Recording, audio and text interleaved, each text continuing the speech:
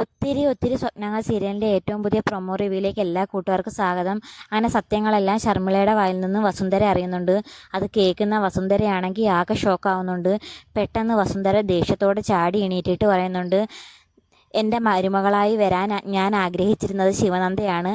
അതെല്ലാവർക്കും അറിയാവുന്നതാണ്. അത് വർഷയ്ക്കും അറിയാമായിരുന്നു. എന്നിട്ടും ഈ കാണിച്ചത് ചതിയാണ്. എന്നോടുള്ള വിശ്വാസവഞ്ചനയാണ് ഈ കാണിച്ചത്. ഞാനിതൊരിക്കലും പൊറുക്കില്ലെന്ന് പറഞ്ഞുകൊണ്ട് ദേഷ്യത്തിൽ വസുന്ധര പറയുന്നുണ്ട്. വർഷയ്ക്കാണെങ്കിൽ വസുന്ധരയുടെ ദേഷ്യം കണ്ടിട്ട് ആകെ പേടിയാകുന്നുണ്ട്. ഇനി എത്രയും പെട്ടെന്ന് വീട്ടിൽ നിന്ന് ഒഴിഞ്ഞു മാറേണ്ടി വരുമെന്ന് വർഷയ്ക്ക് ഉറപ്പാകുന്നുണ്ട്.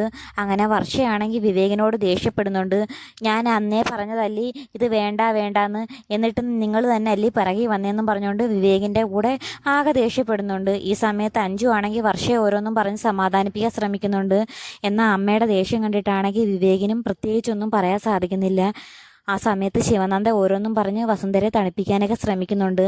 എന്നാലും വസുന്ധര വളരെ ദേഷ്യത്തിൽ വർഷയെ വീട്ടിൽ നിന്ന് പുറത്താക്കാനായിട്ട് ശ്രമിക്കുന്നുണ്ട്. ഈ സമയത്ത് ശ്രീനാഥ് ആണെങ്കിൽ തൻ്റെ കൂട്ടുകാരനോട് എല്ലാ കാര്യങ്ങളും പറഞ്ഞിട്ടുണ്ടായിരുന്നു.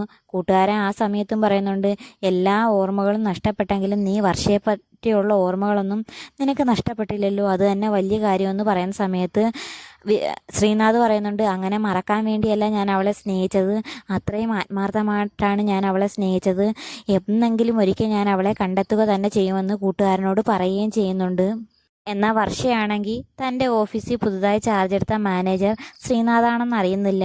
എന്നാൽ ശ്രീനാഥിനെ ഇനി നേരിൽ കാണുമ്പോൾ ശ്രീനാഥിനെ ആത്മാർത്ഥമായി തന്നെ സ്നേഹിച്ചിരുന്ന വർഷ ഇനി ശ്രീനാഥിൻ്റെ കൂടെ പോകുമോ, അതോ വർഷയെ ആത്മാർത്ഥമായി സ്നേഹിച്ചുകൊണ്ടിരിക്കുന്ന വിവേകിനോടൊപ്പം പോകുമോ, കാത്തിരുന്ന് തന്നെ കാണാം.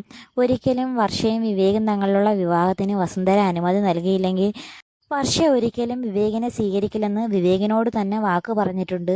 അതുകൊണ്ട് തന്നെ ഇനി എങ്ങനെയായി തീരുമെന്ന് കാത്തിരുന്ന് തന്നെ കാണാം. അപ്പം വീഡിയോ ഇഷ്ടമായ ചാനൽ സബ്സ്ക്രൈബ് ചെയ്യാനും സപ്പോർട്ട് ചെയ്യാനും മറക്കല്ലേ കൂട്ടുകാരെ.